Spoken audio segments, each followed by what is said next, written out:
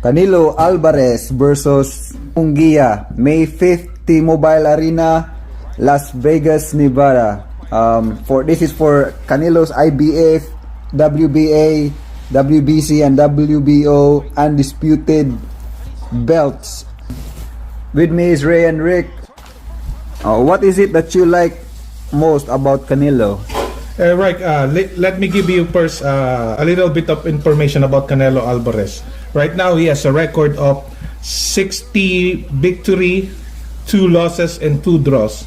39 of those victories are win by knockout, and right now he has a 65% rate of knockouts. He is 33 years old with a height of 5'8", reach of 70 inches and a half, and then his stance is orthodox. He started his boxing career on 2005. His trainer is Mr. Chepo and Eddie Reynoso, and during that time, So he's been with Reynoso since his amateurs. His style is similar to tightening a screw or tightening a noose around the opponent's neck. He systematically walks opponents down with a high guard and has a relentless forward momentum, gradually increasing pressure. He makes his opponents uncomfortable by once in a while accelerating the tempo, which leads to his knockout percentage. Yeah, and right now he's a title holder of 4 different division, which is welterweight, light welterweight, super middleweight, light heavyweight. And through the 60 wins, he's developed a very impressive resume. I mean, fighting the likes of Charlo, Triple G 3 times, Mayweather, Bivol. Would you like to add? World champion on 140 pounds, fighting is Matthew Hatton. He knocked him down and get the decision. He fought Shane Mosley, Floyd Mayweather, Miguel Cotto, and Gennady Golovkin. Those are his most notable opponents. He was number 1 pound for pound for a year after Mayweather and Pacquiao. Which he was fortunate enough to have fought Floyd Mayweather in his 20s when he was still young, because this showed him how to be a better counterpuncher, to learn the head and body movement and not rely on just his power. Why did Canelo choose to fight first Jaime Munguia?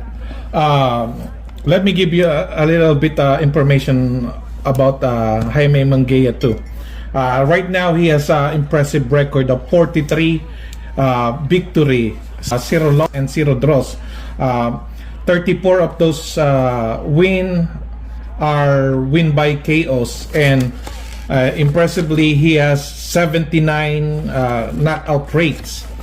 From Mexico too, and his stance is orthodox, and he has height of 6 inches. Pro 17-year-old. Yeah, the year was 2013, but before he challenged for the junior middleweight title, Saddam Ali, he had already compiled a record of 28-0. And he's ranked the 4th best active when he fought Saddam Ali, that was 5 years later, after his first professional fight, 2013. And Saddam Ali, he won that the super welterweight WBO belt against him. And Gia fought 5 times, then move up again to super middleweight to challenge Derevyachenko for the vacant WBC silver super middleweight. One thing also that make Jaime Munguia a good candidate for Canelo Alvarez is the fight about John Ryder. You know, John Ryder fought Canelo Alvarez too, and Canelo Alvarez won by unanimous decision. But with the fight with Munguia, with Jaime Munguia,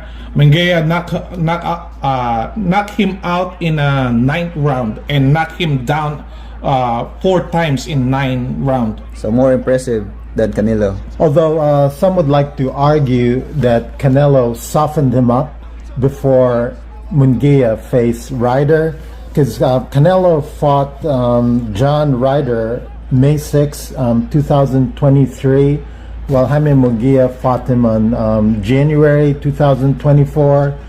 So just for the audiences that are listening, Ryder retired after this fight with Munguia. So he was already hammered, battered by Canelo Alvarez, and I don't know if he was prepared to face Munguia, but they said Canelo softened him up. That's why it was a relatively easy fight for Munguia against Ryder. I mean, I hate to disagree, Rick, but I don't think it's Ryder becomes softened out because, Canelo fought Ryder on September 2023. Oh, it was May 6th. Oh, May 6, 2023. And it's not long time ago. I mean, it's enough to recover, but it's not like a year gap. Ryder fought Munguia on January 27.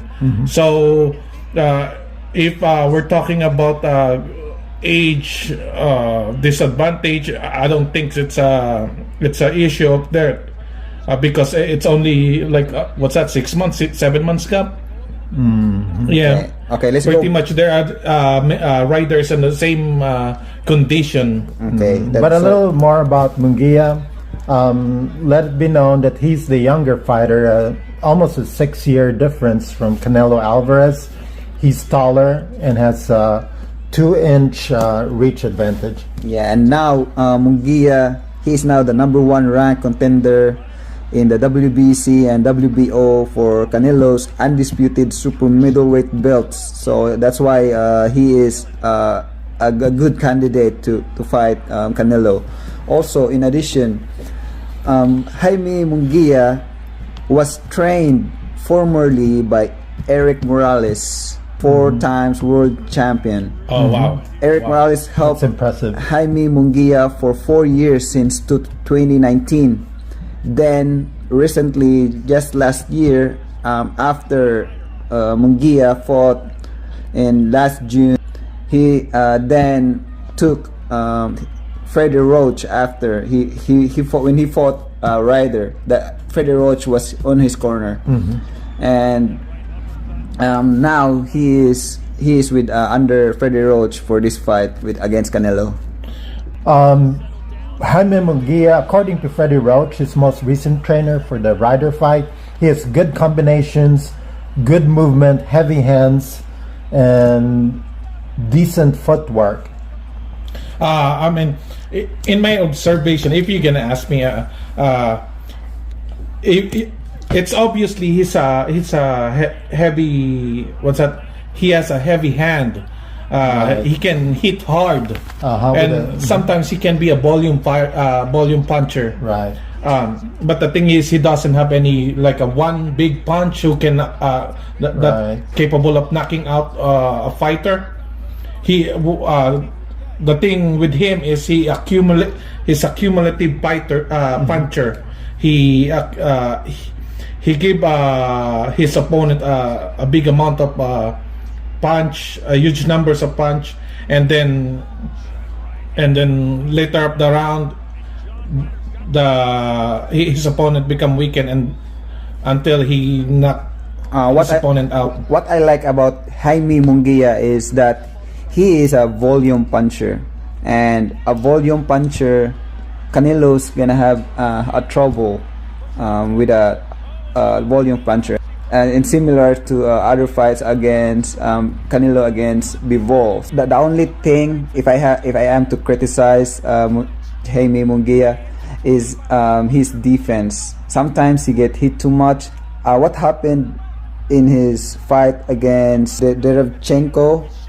His face was swollen. It's different if you got hit or not get hit at all. That's why I put into question his resume, because the only fighter legitimately that he's faced is Ryder, and Ryder is at best above average. We won't consider him elite. Canelo is at a different level. This is an elite fighter who would be considered one of the greatest of all time once his career ends. Yeah, so the question here will be, will Jaime Munguia last if Canelo able to connect his power punches? Is Canelo over the hill now? I don't think he's over the hill now. I don't think he's just 33 years old. I don't think he's like going down on his peak. I think he's on the. He's still in his prime. He's still on his prime, but constant. But with all of his earnings and popularity, sometimes people tends to. Do you see any regression I think from his last fight? I think the way I see how Canelo has been. My point is, there's a better opposition other than Jaime Munguia. So fans are asking a better opponent for him, but I think. Are you referring to Benavidez? Benavidez? To say things straight, I think Canelo is cherry picking now. I think because he's passed over the hill now. I mean, if you're talking about if you're gonna talk about cherry picking, I mean, he has right to cherry pick now because he's proving himself long enough in his division. He tried to go up. Yeah, I understand that. He has the right now, but isn't that what it is supposed to be? Like you are supposed to entertain the fans. You are supposed to fight what the fans wants. No, I don't see it's cherry picking because Munguia is a number 1 contender. Right. He has this. He has a silver. What's that belt?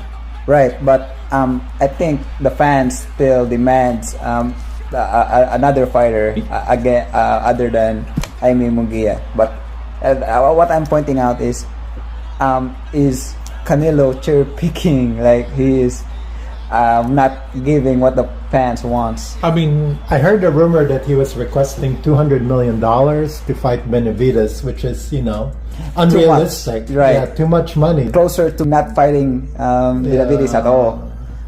I mean, I don't see it's cherry picking though, because he picked Munguia. Munguia is still the number 1 contender in middleweight. So if he fought once he fight Munguia and he won against Munguia and he still don't want to fight Benavidez, I will see that the cherry picking. In his latest fights or recent fights, as you've said yourself, his last knockout was against Caleb Plant. So that was how many years ago? I wouldn't say over the hill, maybe heading slowly downhill, but his career right now is in a plateau. Yeah, that's what I think though. Yeah, I mean, I don't see any decline in skills. Maybe he's moved up a little bit in weight. That's why you don't get the knockouts as much as the early years. But do you see him fighting like a Terence Crawford in the future? Terence Crawford is on welterweight, right?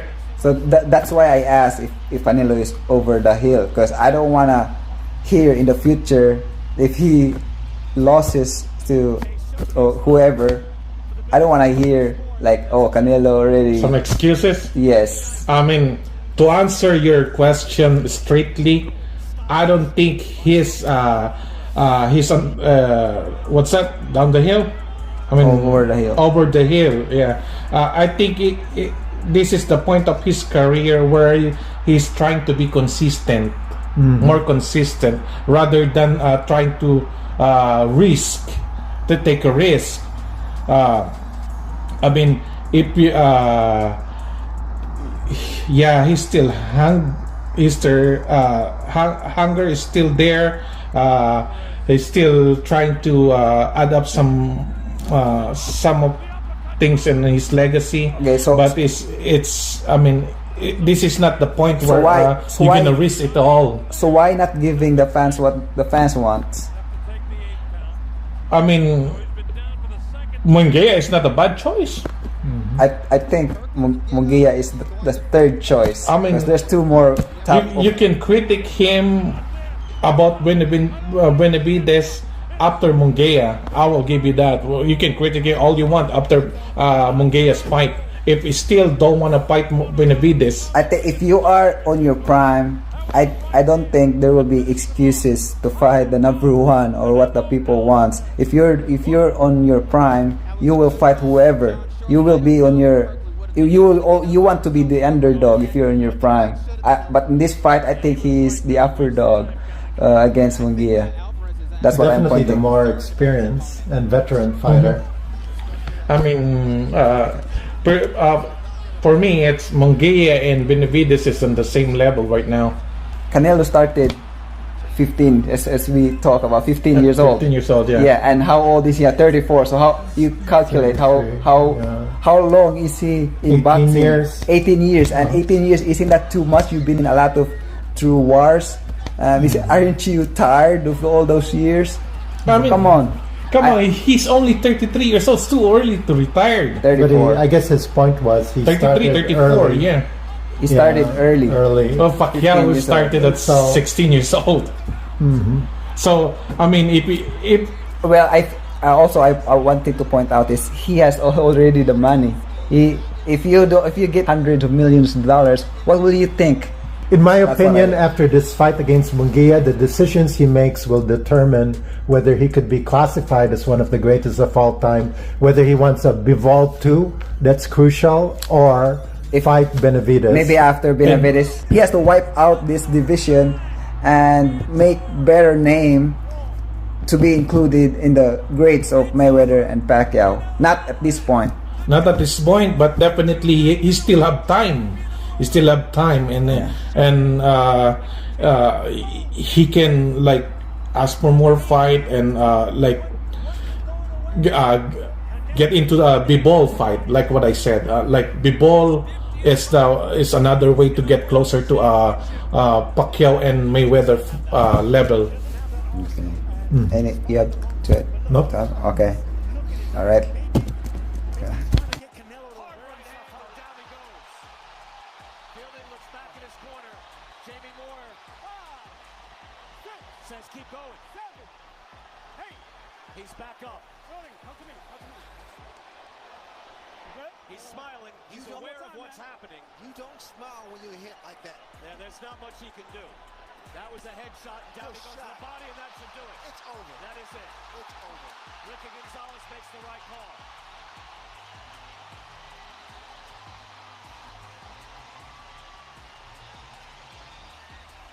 A showcase fight.